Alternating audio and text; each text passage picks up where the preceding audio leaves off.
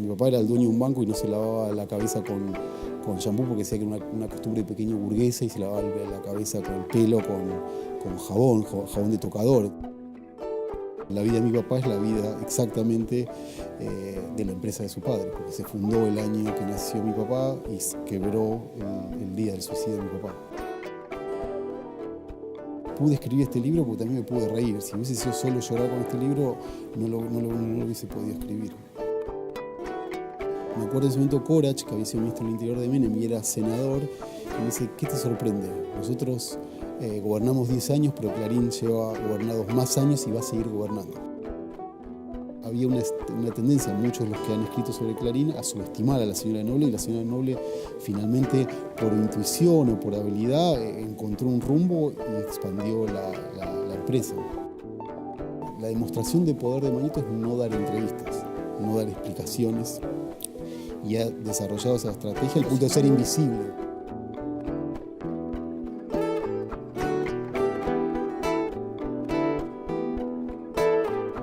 Hola, bienvenidos. Gracias, como siempre, por acompañarnos, por asistir a la clase. Hoy les recomiendo una clase intensa, porque es con un periodista que es un gran escritor, sociólogo además, pero muy productor. Y vamos a empezar por uno de sus últimos libros, el último libro justamente, es Martín Sivak.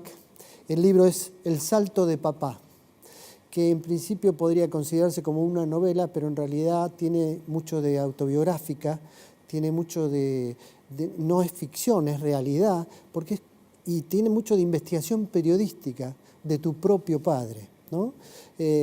Tu padre, que se suicidó un 5 de diciembre de 1990, se tiró de un piso 16, que era el departamento de su propio padre, y vos tenías 15 años.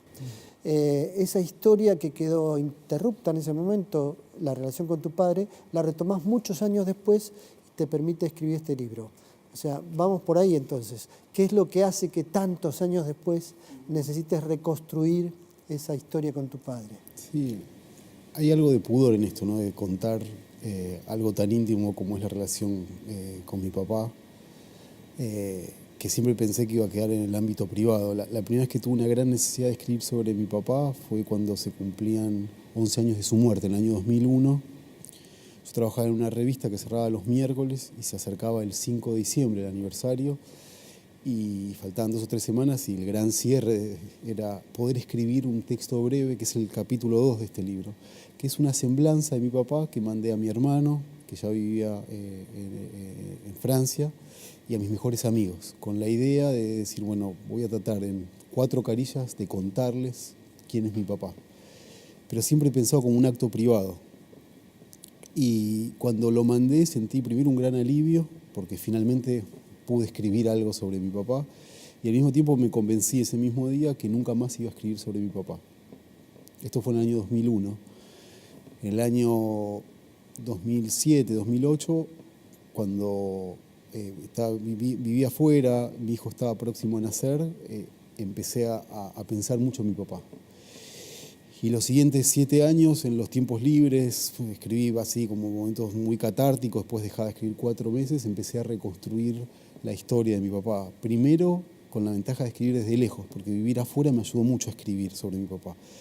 Y después, como decís vos, la segunda parte del libro es más un reportaje cuando volví a vivir en la Argentina en el 2010, donde me reuní con todo el universo de personas y personajes que rodean a mi papá, de modo que es una memoria y al mismo tiempo es un reportaje periodístico. Claro, de algún modo podría ser un diario íntimo, pero por otro lado, como tu papá fue un personaje, digamos, no famoso, pero sí reconocido en ámbitos distintos, políticos, partidarios, empresarios, con lo cual, y además vinculado por relaciones obvias de familiaridad con tu tío, Osvaldo Sivak, que fue secuestrado, y fue un caso público también de un secuestro que tuvo mucha repercusión. Entonces, tu tío Osvaldo Sivak, tu papá Jorge Sivak, también vinculado a ámbitos más o menos públicos de relaciones. De pronto, esta novela, que podía ser una confesión o un intercambio íntimo con tu papá, se convierte en algo muy público. De hecho, tiene un éxito muy particular como historia, ¿no? Me decías que ya va por su tercera edición. Sí, llevar eso digamos, hay una parte que es llevar esa parte íntima, que es la relación con mi papá y la cotidianidad, y al mismo tiempo hay algo que salió sin querer, que es como la vida de mi papá o esta historia tiene mucho que ver con la historia reciente argentina. No porque mi papá fuese relevante, mi papá era un marginal del mundo empresario, no tenía una cámara empresarial, no tenía ninguna influencia real, pero bueno, entre el 85 y su muerte, por el caso Sivak, digamos, circulaban por mi casa y por la empresa una cantidad de personas públicas relevantes, que eso hace que esto se pueda leer como una historia privada y al mismo tiempo una historia pública, que tampoco nace con mi papá, porque digamos, el que crea en lo que, digamos, yo en el libro hago el pequeño imperio económico, porque es lo que encontré en un documento en Washington, es Samuel Sivak, mi abuelo, el papá de mi papá. Samuel Sivak era una persona muy hábil para los negocios. Tuvo una asociación con el Partido Comunista para comprar minera Luminé en la década del 40, y a partir de eso y por los siguientes 30 años armó un holding empresarial, y sus dos hijos mayores, Osvaldo y mi papá, quedaron a cargo después del retorno de la democracia en el 83, y bueno, primero por el secuestro de mi tío y después por el suicidio de mi papá, esa empresa colapsó, quebró. Digamos, la vida de mi papá es la vida exactamente de la empresa de su padre, porque se fundó el año que nació mi papá y quebró el día del suicidio de mi papá. Claro, la empresa es Buenos Aires Building, que era una financiera, un banco. Sí, era una financiera, había una minera, había un diario El Mundo, recordarás, de la década del 60. Digamos, Samuel tenía mucha relación no solamente con el Partido Comunista, con Gelbar, con Frigerio, de modo que era una idea de influir en la vida pública, acumular poder y al mismo tiempo trazar relaciones con los sectores nacionalistas de las Fuerzas Armadas. Por eso el general Guglielmelli eran los amigos de Samuel, de modo que eran las empresas muy ligadas a la política, no era una idea del poder económico desligado de la política. Vos tenías 15 años cuando tu papá se suicida. En ese momento pareciera ser, digamos, visto desde afuera, que 15 años no tenías mucha historia con tu papá, pero sin embargo, leyendo el libro, uno ve que tu papá te involucraba desde muy chico en situaciones que para un chico, no sé, a los 12 años conociste al coronel Seineldin, te llevó a una entrevista con el coronel Seineldin. En tu casa pasaba el general Lanusse, iba a comer todos los sábados. O sea, que situaciones poco habituales para un chico de esa edad. Sí, papá, lejos de tener la idea de que los hijos no, digamos, él quería que nosotros viésemos eso. Él abría las puertas, él coman con Lanusse, pregúntenles cosas a Lanusse, y todo parecía amable hasta ese almuerzo que mi mamá le dijo a Lanusse: usted sabe que mi marido fue preso de su gobierno, y ahí claro, Lanusse... porque tu papá había sido preso político en la dictadura de Lanusse. Sí. Y después comía con Lanusse. Sí. Y no es que papá propiciaba una conciliación nacional, no era ese discurso. Él tenía la idea, a comienzo de la década del 80, que había que buscar algunos oficiales en las Fuerzas Armadas con los cuales entablar ciertas relaciones. Y de hecho yo antes de este libro yo pensaba que esas reuniones eran para un libro, porque en el almuerzo también participaba León Pomer, el historiador, y cuando lo fui a preguntar o le fui a pedir un capítulo a León Pomer o que me contara un poco más de la historia del libro, me dijo: no hay ningún libro, eran reuniones políticas. Tu papá quería tener relaciones con distintos oficiales. Lo de Seineldin estaba más ligado con el secuestro de mi tío. Digamos, con el secuestro de mi tío, la familia recurrió a carapintadas que aportaron información, porque mi papá quería llegar a Arguindegui. Mi papá creía que detrás del secuestro, que los que ejecutaban el secuestro eran, perejiles, y que había que ir hacia Arguindegui. Entonces él se nutrió de información, él y la familia, también la esposa de mi tío, Marta Ollanarte, de, digamos, todo lo que estaba disponible para llegar a tener alguna idea sobre lo que ocurría. Lo que hizo mi papá fue, digamos, abrir la empresa a esos carapintadas. Entonces, los carapintadas, había uno que tenía una aceitera, y en ese contexto, en el 89, fue que esa mañana me dijo: hay que parar un golpe de Estado, vamos a ver a Seineldin, y lo fuimos a ver a Seineldin, y después del encuentro, que fue un encuentro bastante tenso, no porque Seineldin estuviese preparando el golpe militar, porque algunos comentarios antisemitas de Seineldin, y cuando salimos de ahí, yo había terminado el colegio primario, un mes antes me dijo: no le cuentes nada a tus compañeritos, y yo hasta el libro guardé el secreto, no porque fuese un secreto de Estado, sino porque, bueno, había sido una indicación muy precisa de papá. ¿Y qué impresión te llevaste de esos personajes, de Seineldin, por ejemplo, ¿no? A mí me costaba mucho seguir la conversación. Entendía que al principio era una discusión sobre la relación de San Martín con España, que ahí tenían... Claro, y yo lo que tenía, lo que había leído el Manuel Capeluz, no era que yo sabía mucho. Entonces, y después cuando fueron al punto, cuando fueron al grano de la conversación, sí me acuerdo que él dijo, yo no voy a dar un golpe de Estado, pero Alfonsín tiene que cambiar su política a las Fuerzas Armadas. Me acuerdo de esas cosas. Y yo también desarrollé una especie así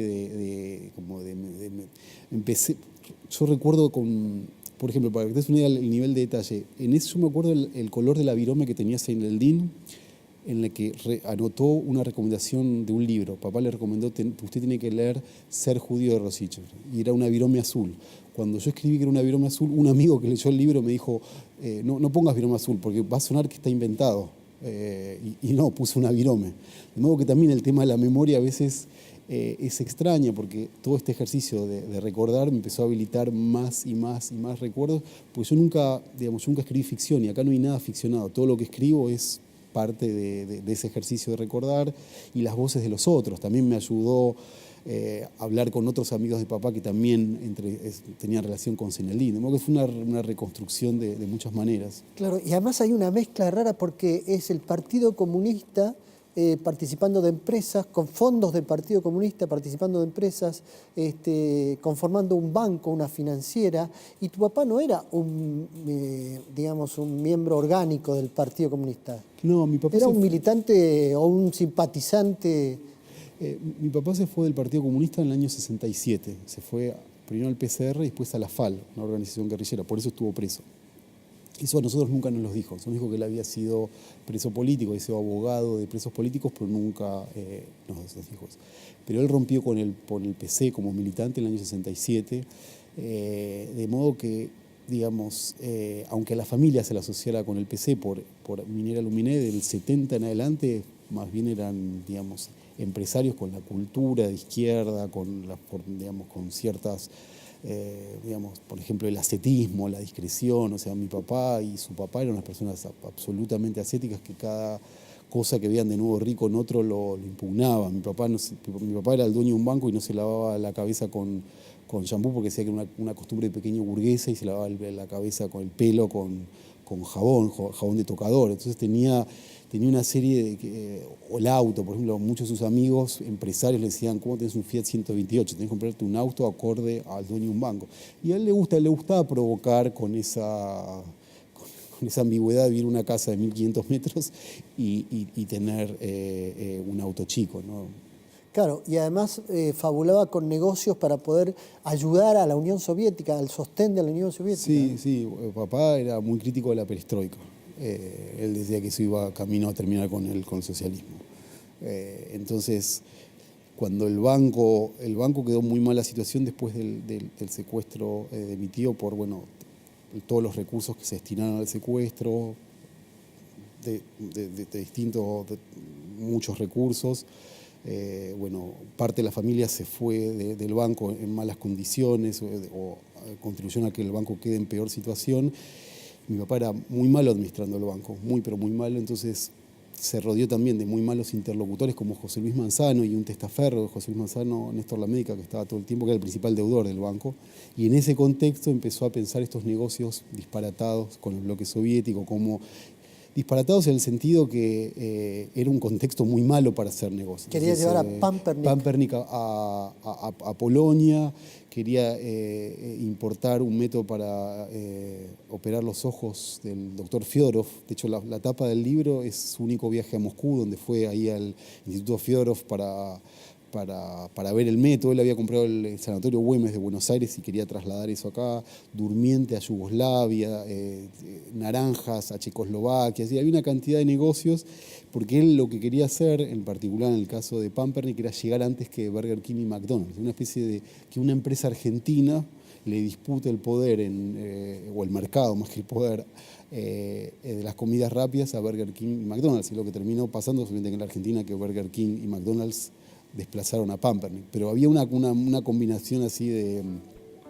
una prolongación, que los negocios eran parte de la política, no podían estar separados.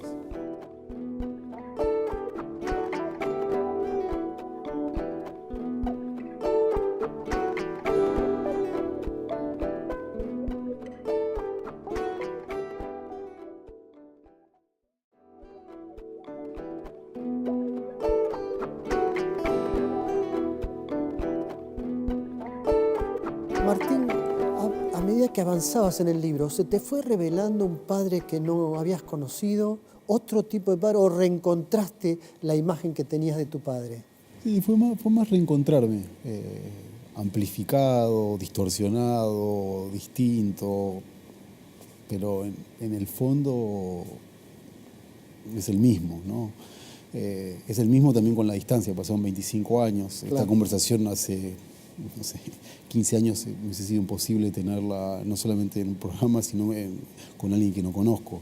Entonces la distancia obviamente que ayudó, y también ayudó saber que yo iba a escribir, que esto no es una catarsis, no es un libro para mis amigos ni los amigos de mi papá, y también como una cosa muy extraña, que hasta me da vergüenza decirlo, pero un libro y convertir a mi papá en un personaje de un libro. También en eso consistió escribir un libro, ¿no? Porque no es que si yo hubiese querido escribir lo que a mí me importaba a mi papá, no lo hubiese publicado. Entonces también es una cosa medio extraña escribir algo sobre algo tan privado que al mismo tiempo va a ser un producto comercial, que para alguien que no lo conoce lo tiene que entender. Entonces eso también fue algo bastante nuevo para mí, pero a pesar de las pequeñas revelaciones y pequeñas cosas, no hubo un gran cambio de fondo. No es que este libro me abrió como ni siquiera el encuentro con el psicoanalista, ¿no? Que fue ese momento, unos momentos más extraños del libro. Ahí te iba a decir, porque en un momento dado lográs, por sugerencia de tu hermano, te dice, habla con el que era su psicoanalista, fuiste a hablar con el psicoanalista de tu papá, que es también una conversación medio extraña, porque se supone que los psicoanalistas no hablan de sus pacientes, y menos con el hijo del paciente, ¿no? Sí, y este era el único paciente que se había suicidado, entonces tenía toda una carga, digamos, y él quiso grabar la conversación. Yo generalmente no grabo las conversaciones, él quiso grabar la conversación porque él estaba escribiendo, creo que una ponencia, pero fue un encuentro muy extraño porque, claro, es una voz desconocida que hablaba con tal autoridad y con tal detalle de mi papá que fue muy, yo no lo conocía y fue muy impresionante. Y sí, ayudó a confirmar algunas cosas, por ejemplo, lo de la minera Luminé, que era como rumor de los amigos, y el psicoanalista decía, sí, tu papá traía las pesadillas que tenía por la pelea por las acciones de minera Luminé. O sea que periodísticamente me ayudó a confirmar eso. Y también, digamos, también para mí era importante tener la perspectiva de él, la explicación a lo que pasó, que tampoco tampoco que es la voz autorizada para explicar lo que pasó es él, pero fue una de las voces que a mí me importaba conocer. En los últimos meses previos al suicidio, tu papá tenía acompañantes terapéuticos, o sea, ya venía en una depresión notable. ¿Y qué recuerdo tenés de eso? ¿Por qué los acompañantes terapéuticos no estaban en el momento en que él se va a la casa de tu abuelo, el apartamento de tu abuelo, ahí en la calle Posadas, y se tira? Sí, bueno, mi papá era una persona que nunca se dejó ver abatido, no era depresivo, y de repente en los últimos 3 meses, de un día, nuestra mamá nos avisó que papá no iba a ir a trabajar, llegamos y encontramos a una persona que no podía salir de la casa. Ese mismo día nosotros, por el secuestro de mi tío, durante 5 años vivimos con custodios y ese mismo día, literal, se fueron los custodios y entraron estas acompañantes terapéuticos, psiquiatras, médicos para contener a nuestro papá, acompañarlo, sobre todo en lo que él más le obsesionaba, que es la idea de la posibilidad de volver a la cárcel por un delito económico. Claro, pero había dos cosas ahí, ¿no? Por un lado, él se sentía culpable del secuestro de tu tío, secuestro y muerte de tu tío, porque lo de tu tío había ocurrido entre el año 89... 85 y 87, que apareció. 85 y 87. Y había sido casi durante un año que no supieron hasta que apareció el cadáver. Él se sentía culpable, él sentía que podía haber sido él, o debió haber sido él el secuestrado. Exactamente. Y después la quiebra de Buenos Aires Building, ¿no? Sí, y de hecho él se suicida el día que se decreta la quiebra del banco. Que se decreta la quiebra. Y ese último día, sí, él engañó a los acompañantes terapéuticos, o les dijo que iba a buscar algo y se fue y se escapó. Se escapó de la casa. Se escapó creo que del banco, estaba en el banco y dijo voy a buscar algo, de modo que, digamos, fue la manera que él encontró a terminar con esa situación de tanta angustia. En los últimos meses nosotros teníamos el ritual de ir a la cancha y él no, a la cancha Independiente, y él no quería la cancha porque él estaba convencido que lo iban a esposar en la cancha Independiente, ¿no? Para él, él hablaba con orgullo de haber sido preso político, y el hecho de que lo vean como una especie de banquero inescrupuloso que le robó a los ahorristas, eso él no lo podía tolerar. Yo lo cuento en el libro, aunque, digamos, o sea, mi papá fue un mal administrador, pagó coimas en el Banco Central y a funcionarios públicos para salvar al banco, pero mi papá nunca fugó dinero, nunca abrió una cuenta, o sea, de modo, pero que sea visto como alguien así. Y de algún modo fue usado, entre comillas, por políticos conocidos de la época, a los que él financió también, ¿no? Claro, sí, bueno, el más conocido es Manzano, que era para Manzano, obviamente que esto habrá sido una especie de curso de iniciación para negocios mucho más prósperos que desarrolló, pero la médica, el testaferro de Manzano, sí eran las personas que más tomó préstamos del banco. Y yo me reencontré con él, que es unas cosas también, que yo no me gusta ser botón, y creo que no soy botón, y yo no pensaba escribir de Manzano, pero cuando yo estaba terminando el libro de Mañeto, que es el libro anterior, yo entrevisté a los principales empresarios periodísticos de la Argentina, y Manzano aceptó muy gentilmente esa entrevista después de 8 o 9 meses de pedido, y yo no iba a hablar de mi papá, porque iba a hablar y realmente me interesaba hablar de... Y cuando salí, él sacó el tema de mi papá y dijo, sí, yo con tu papá hablaba mucho, yo con tu papá iba a comer mucho. Entonces sentí que me estaba tratando como un idiota, como si yo no supiese.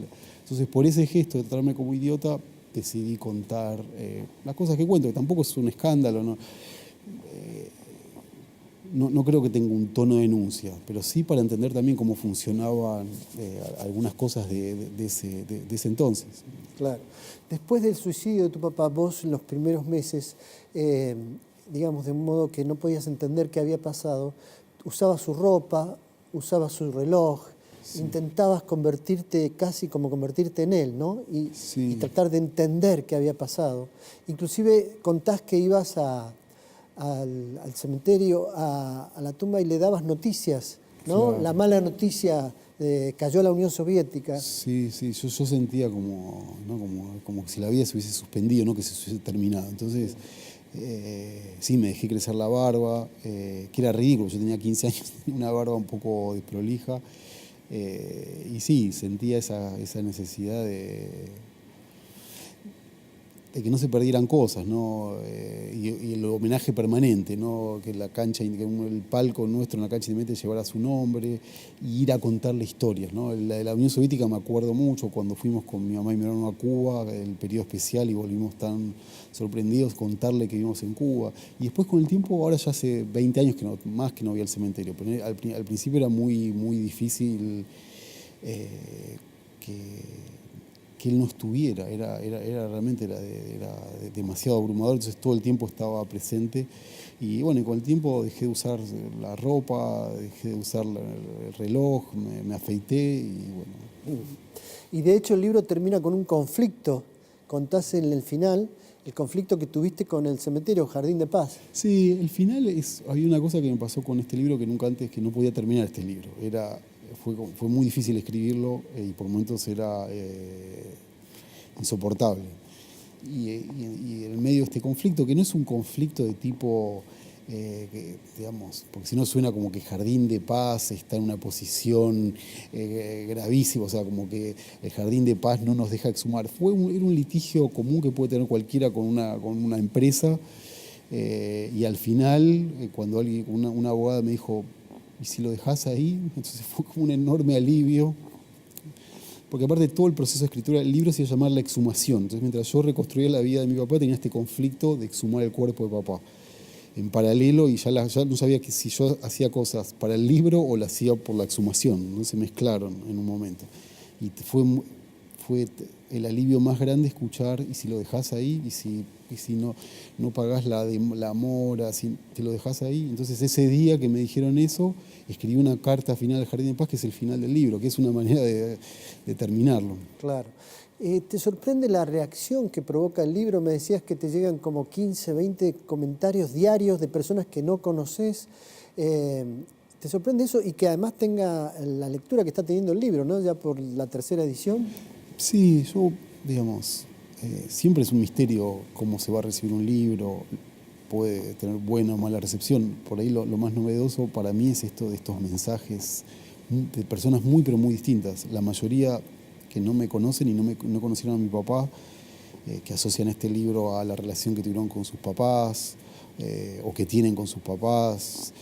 Otras historias más trágicas y otras cosas más humorísticas, ¿no? Porque también hay una cosa que yo también trabajé mucho. Yo no quería que este libro sea solo sobre una tragedia. Entonces, cuando recibo esos mensajes y muchos es, me reí mucho con tu libro, es una de las mejores cosas que me pueden decir, porque la verdad que yo no quería que esto sea solamente una cosa dramática, porque de hecho pude escribir este libro porque también me pude reír. Si hubiese sido solo llorar con este libro, no lo hubiese podido escribir.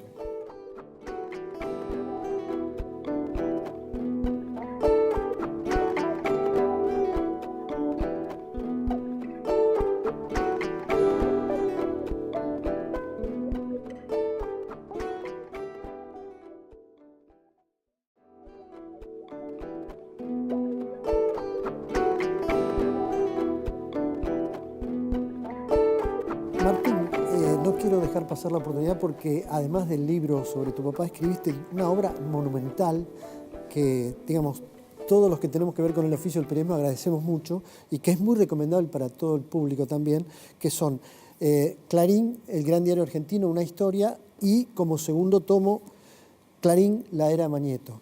Bueno, en principio, ¿por qué Clarín? ¿Por qué te metiste con el gran diario argentino? ¿Y qué querías contar, además de la historia del diario en sí? Mira, yo trabajé desde los 18 años hasta los 20 y tantos como periodista político. Y me interesaba mucho el miedo a Clarín. ¿Por qué tanto miedo? Eso es lo que a mí... Yo llegué por ese miedo. Yo en el año 99 trabajaba en la revista de La Nata. La Nata tuvo 21, 22 y 23. Y en ese momento, en el 2000, Clarín despidió a su comisión interna. Entonces, en ese momento, La Nata nos alentaba muchísimo a escribir sobre Clarín. Y él, al ver que ningún medio cubría eso, en general los medios no cubren los conflictos gremiales, pero en ese caso fue muy importante porque la gendarmería ocupó la planta, la parte de adelante de la redacción, se firmaron las asambleas. Yo fui a cubrir eso, y éramos varios, 2 o 3. Y no había ninguna figura pública, ¿sí? No había Pérez Esquivel, con la nación de Pérez Esquivel y Hugo Moyano. Yo antes había trabajado en el diario Perfil, en el año 98, el primer Perfil, que cuando cerró ese diario, y vos lo recordarás, muchas figuras públicas se acercaron a solidarizarse con... Nosotros hicimos la tapa de la revista con ese conflicto, una decisión de La Nata muy enfática. Él quería sí o sí hacer una tapa sobre ese conflicto. Y a partir de ahí yo empecé a preguntar a los políticos, ¿no? ¿Qué es este miedo a Clarín? Me acuerdo en ese momento Corach, que había sido ministro del Interior de Menem y era senador, y me dice, ¿qué te sorprende? Nosotros gobernamos 10 años, pero Clarín lleva gobernados más años y va a seguir gobernando. Y obviamente que Corach sabe que Clarín no gobernó, no tiró presidentes, pero esa percepción del Clarín todopoderoso, aparte acordate, en esa época no solamente era el Clarín de la expansión empresarial, sino del prestigio. O sea, Clarín, la segunda mitad... Toda la década del 90 ocupó un lugar de gran prestigio social. Entonces esa combinación de cosas hacía que nadie se metiera con Clarín. Digamos, como el consenso entre los dirigentes es para hacer carrera política hay que estar en buenos términos con Clarín. Frepaso es un ejemplo muy concreto de eso. De modo que yo dije, yo quiero contar la historia de Clarín. Sí, Chacho Álvarez, ¿no? En particular. Chacho Álvarez en chiste decía, yo voto con el Congreso con la gorrita de Clarín. Obviamente que no es porque recibía nada espurio a cambio, sino era esa idea, había que estar bien, en buenos términos con... Y me quedó como idea. Entonces los primeros años, a todo el mundo a todos los entrevistados, siempre en un momento le hablaba de Clarín. El tema es que después no sabía cómo hacerlo, cómo llevar adelante. Yo publiqué una biografía de Mariano Grondona, y claro, después el director de la editorial me dijo, bueno, ¿cuál es tu próximo libro? Le dije, quiero escribir la historia de Clarín. Y me dijo, no, como sabes, somos una editorial importante, yo no puedo escribir un libro sobre, no puedo publicar. Pues ¿te acordás la historia de Jorge Asís? Podría parecer el miedo a Clarín. Claro, a otro nivel, una editorial importante, pero te acordás que cuando Asís publicó el Diario de Argentina en el año 84, el suplemento cultural de Clarín durante 3 años no publicó una sola reseña de Planeta Sudamericana. Planeta Sudamericana pudo levantar ese veto con una entrevista exclusiva a García Márquez, lo que costó, no era... Entonces... Yo recuerdo en esa época cuando Asís publicó el Diario de la Argentina, después las consecuencias que tuvo para Asís también. Por supuesto. En una entrevista que le hice me dijo, me acuerdo de esta frase de Asís, vos sabés lo que es salir de tu casa y nada de lo que hagas, ni digas, ni pienses, ni siendo periodista, va a tener ninguna resonancia ni repercusión porque Clarín no quiere. El caso de Asís es uno de los tantos casos de esos vetos que inaugura... Vetos a veces arbitrarios, ¿no? Si un artista le daba primero una entrevista a La Nación que a Clarín, en Clarín lo ponían en una lista negra en otra época. De modo que yo tenía esa idea y no sabía cómo llevarla adelante. Cuando me dieron una beca doctoral en la Universidad de Nueva York, sin esa beca no hubiese sido imposible técnicamente llevar adelante la investigación. Entonces, durante 6 o 7 años me dediqué, gracias a esta beca, a escribir la tesis doctoral y los 2 libros que son como para un público general. Y pude llevar adelante la investigación, que es lo que hizo la diferencia tener tanto tiempo. Y al final de cuentas, una vez escrita la historia, ¿era justificado el miedo, el temor o no? Buena pregunta. Yo creo que era exagerado. Exagerado. Sobre todo en tiempos democráticos, sobre todo en la década del 90, del 2000. Y el mejor ejemplo de eso fue lo que hicieron los Kirchner. Los Kirchner demostraron que se puede gobernar contra Clarín. Después uno puede evaluar la performance de esos gobiernos, pero el que rompe con eso es Kirchner. Y Kirchner llegó a la política pensando lo mismo que toda la clase política, es decir, que hay que estar bien con Clarín. Y de hecho, los primeros años del gobierno de Kirchner fue fundamental tener esa buena relación. Bueno, y de hecho Kirchner le dio uno de los grandes negocios a Clarín, que fue la fusión de Multicanal y Cablevisión, ¿no? Exacto. Les permitió que agrandaran su negocio exponencialmente, porque de hecho el 80% de los ingresos del grupo, como bien contás vos, hoy vienen por el abono del cable y no por la venta del diario. Exactamente. Kirchner, toda su presidencia, armó una especie de... Y con relación a los fantasmas sobre la historia de Clarín, papel prensa, por ejemplo, la herencia de la viuda de Noble... Sí, yo estudié mucho eso y me interesaba mucho. Para mí el periodo más desconocido de Clarín es el que va del 45 al 76, que me parece que es uno de los equívocos del matrimonio de Kirchner. Pensar que Clarín es solamente la relación con la dictadura militar y con Menem. Clarín es muchísimo más que eso. Y como había muy poco escrito sobre el periodo 45-76, para mí ahí fue muy importante, revisar la colección completa. Yo leí el diario día por día con un equipo, acceder al archivo personal de Roberto Noble, documentos desclasificados en los Estados Unidos, para entender por qué Noble sacó un diario. Y Noble sacó un diario no para hacer buen periodismo, sino que era su catapulta para volver a la política. Y tiene un mito fundacional que a mí me parecía muy importante desmontar, que esta idea que Noble vendió la estancia para sacar un diario. Y en realidad, como ha pasado con Natalia Botana o Spolsky, casi todas las empresas periodísticas reciben fondos de grupos empresariales o políticos. Noble no fue la excepción. Pero lejos de presentarlo así como una especie de acusación a Noble, a mí lo que me interesaba mostrar con eso es que Noble nace dependiente del Estado. Clarín nace muy dependiente del Estado. Y que eso marca toda la trayectoria de Clarín. ¿Por qué Clarín está todo el tiempo en negociación y transaccionismo? Porque es el ejercicio de Roberto Noble, de Frigerio y de Magneto, de ceder, recibir beneficios, flexibilizar la línea, porque es un diario de 3 políticos. Noble primero, después Frigerio y Magneto. Siempre adelante la señora de Noble, que me parece que yo en el libro trato de desmontar esa idea de la viuda que no sabe nada. Había una tendencia, muchos de los que han escrito sobre Clarín, a subestimar a la señora de Noble, y la señora de Noble finalmente, por intuición o por habilidad, encontró un rumbo y expandió la empresa. No, y además hay una constante de Clarín apoyando a los gobiernos que llegan y después diferenciándose de ello cuando los gobiernos caen, ¿no?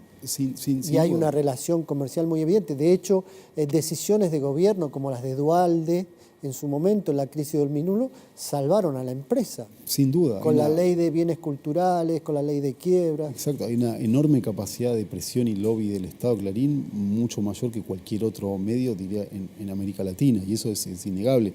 Y vos mencionás lo de papel prensa. El problema del caso de papel prensa es que el grupo ha usado el informe Moreno para pretender demostrar que el papel prensa es un invento de Guillermo Moreno, y hay una evidencia abrumadora de el accionar del grupo durante la dictadura militar es absolutamente indefendible, no hay manera de justificar. Lo que hace Clarín es, primero reescribe su historia, y segunda instancia lo que hace es, digamos, usa el caso Moreno para decir que es un invento del kirchnerismo. Y la mejor investigación sobre papel prensa es la del fiscal Molinas, que la hizo entre el año 85, vos lo recordarás, escribiste sobre el caso, del 85 y el 89. Curiosamente, Moreno ignora esa investigación, porque me parece que ahí la idea era usar lo que esté disponible. Pero me parece que esa es una investigación muy de fondo. Hay Molinas en su dictamen dice: este es el caso de corrupción más grande de la historia de la Argentina, y hay elementos, lo que nunca ha hecho Clarín, porque es tener una conversación con su pasado, es una reescritura. Mañeto tuvo la oportunidad con el libro de memorias que publicó el año pasado, que era una conversación con Marcos Novaro, y lejos de una conversación es una reescritura. Es como todo es un invento del kirchnerismo, que es una explicación muy pobre de una persona que es muy inteligente, muy formada, y que, digamos, y que le importa lo que dice. En ese libro a mí me sorprendió Mañeto, porque yo esperaba algo un poco más honesto. Bueno, pero en esta guerra de relatos, también Clarín escribió su propio relato, su propia historia. Todos se reescriben la historia y dan la mejor versión de sí mismo, ¿no? Por supuesto. Clarín digamos, y creo que no es solamente Clarín, todos los diarios tienen una épica, un relato que lo tratan de sostener, y quizás fue ingenuo de mi parte pensar que, terminado el conflicto con los Kirchner, Clarín iba a tener como gestos más de apertura y de explicación, ¿no? Y bueno, hasta ahora no ha llegado a esa explicación.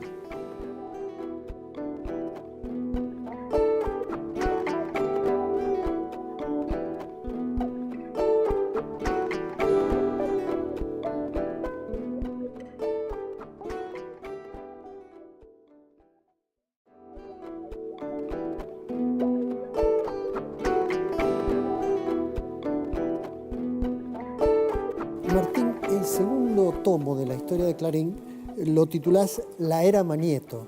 ¿Por qué es tan tajante la división que haces de la historia? Porque, digamos, en la periodización que yo hago hay tres etapas. La etapa noble del 45 al 69, la etapa de Rogelio Frigerio o del desarrollismo hasta el 82, cuando la directora despide al desarrollismo, y del 82 en adelante es la era Mañeto. Mañeto entra como un contador militante, como un cuadro político de Frigerio para ordenar las cuentas del diario, y después es el primero que empieza a persuadir a la directora de desprenderse del frigerismo, porque lo que sostenía Mañeto es que era una mochila para el crecimiento empresarial. Es decir, ahora todos sabemos quién es el dueño de los medios. En ese momento, en el año 82, era una cosa para pocos. Militares, políticos, empresarios, sabían que Frigerio estaba detrás del diario, aunque nunca se publicaba sobre eso. Y Mañeto entendía que para expandirse, para tener un canal de televisión, de radio, había que quitarse la mochila del frigerismo, que además, y eso fue otro de los aciertos de Mañeto, ya no tenía ningún peso. Digamos, claro. En la elección del año 83, Frigerio sacó el 1% de los votos, de modo que Mañeto leyó muy bien también el fin del frigerismo como un partido de influencia. La era Mañeto es la etapa de la expansión y el momento en que Mañeto se convierte en una especie de estratega y un hombre de poder, y desarrolla también un estilo muy particular, que es el estilo de no dar explicaciones. Hay pocos empresarios de medios en el mundo que han tenido esa posición. Es decir, Mañeto, la demostración de poder de Mañeto es no dar entrevistas, no dar explicaciones, y ha desarrollado esa estrategia al punto de ser invisible.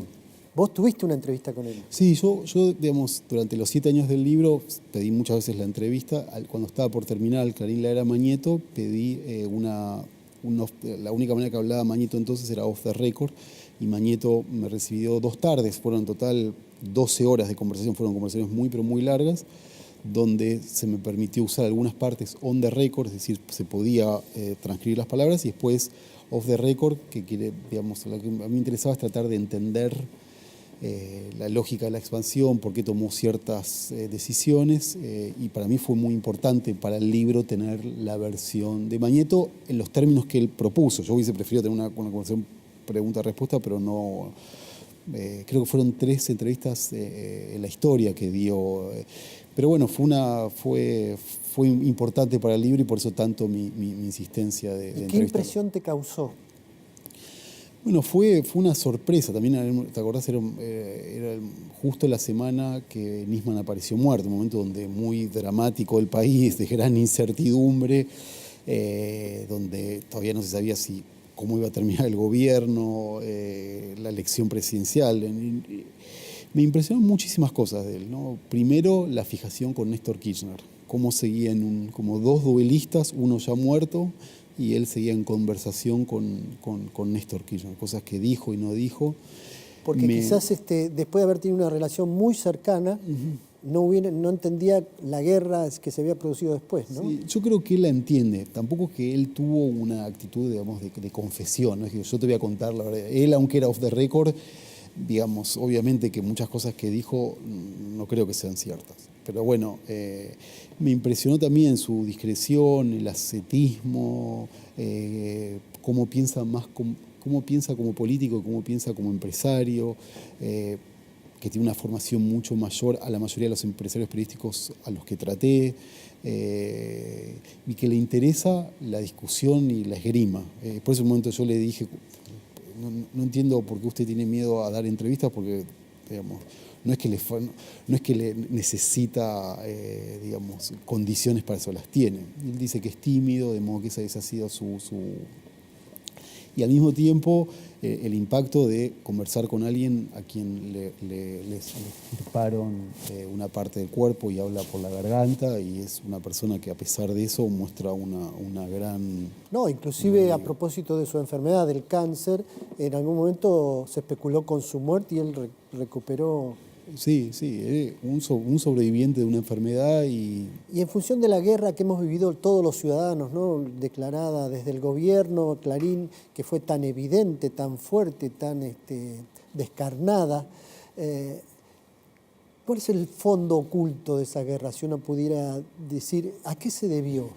Yo creo que ahí se mezclaron 2 cosas. Primero, hay un componente personal que no es el más importante. Segundo, hay una cuestión de negocios muy marcado que tiene que ver con la entrada de Clarín a Telecom. Kirchner en un momento quiso que Clarín entrara, después le propuso que entrara con otras empresas argentinas y después hizo lo imposible para que no pudiera entrar. Ahora lo consiguió. Y en tercer lugar, que Kirchner entendía que por todos esos beneficios gubernamentales que le había dado durante la primera presidencia, Clarín tenía que hacer una cobertura del campo mucho más benevolente con el gobierno. Cuando fue el conflicto con el campo. Exactamente. Entonces es un poco lo personal, lo político, los negocios, y después también que el kirchnerismo entendió que podía capitalizarlo políticamente, es decir, digamos, ubicar el gran conflicto de la Argentina entre el kirchnerismo y Clarín era también una manera de menospreciar a los opositores. ¿Y vos le políticos. atribuís a Clarín el poder que se supone que tiene? No, en absoluto. Porque entre los políticos siempre, durante mucho tiempo se dijo, si Clarín publica 4 tapas seguidas contra un ministro, lo voltea. Sí, yo en el libro lo que quiero, es desmontar todas las leyendas sobre Clarín, ¿no? Obviamente que influye una tapa, obviamente que si Clarín se ensaña como que se ensañó tantas veces con alguien, afecta. Pero hay una frase noble que es de la década del 60, yo ya no puedo ser presidente, yo ahora puedo hacer presidente.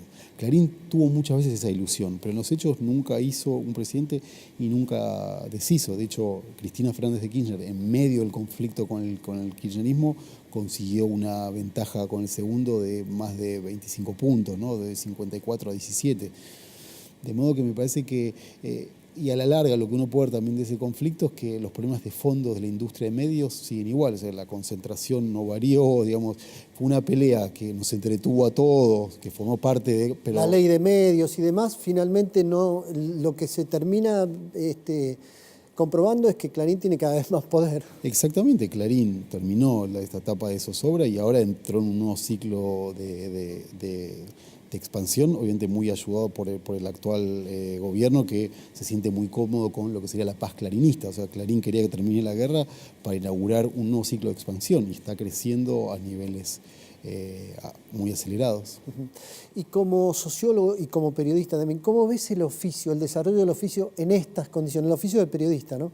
En estas condiciones. Y bueno, fueron años muy, pero muy malos para los trabajadores de prensa con la cantidad enorme de despidos. El kirchnerismo armó una cadena de medios oficiales que solamente se podía sostener con dineros públicos y eligió como interlocutores, digamos, personas como Garfunkel, Spolsky, que el único interés que tenían era la acumulación dineraria, no había ningún interés en hacer buenos medios o mejorar el oficio. De modo que la situación es muy, pero muy mala. En general, los empresarios periodísticos tienden a invertir menos por el problema de financiación, de modo que es un momento muy, pero muy malo para el oficio, para los periodistas. Y también se ve como fenómeno digamos, relacionado con eso, que son los periodistas multiempleos, y cada vez se trabaja en peores condiciones. Entonces los periodistas, digamos, tienen que tener muchos trabajos para poder tener un sueldo, de modo que eso empeora la calidad de lo que leemos, escuchamos y vemos. Y para la construcción de la sociedad democrática, la necesidad de la información, ¿cómo influyen las redes sociales? ¿Para bien o para mal? ¿Informan, desinforman? O sea, que yo sobre eso no tengo una opinión formada. Son relevantes y hay que administrar esa relevancia, y cada vez, digamos, los tiempos obligan a estar demasiado pendiente de ellos. Yo creo que uno puede informarse con las redes sociales y hay que hacer mucho filtro. Yo no me informo. Yo, digamos, aunque tengo 41 años, yo soy como de la vieja generación que lee los diarios en papel, 3 o 4 diarios de papel, y uso las redes para ver algunas cosas, pero no tienen gran importancia en mi cotidianidad. Claro, pero de hecho aparecen fotos o alguien con un celular puede determinar y viralizar situaciones que de otro modo no lo conoceríamos, ¿no? Sin duda. Eso afecta también al poder de los grandes medios. Sin lugar a duda, eso es un fenómeno muy, pero muy relevante y es incontrolable.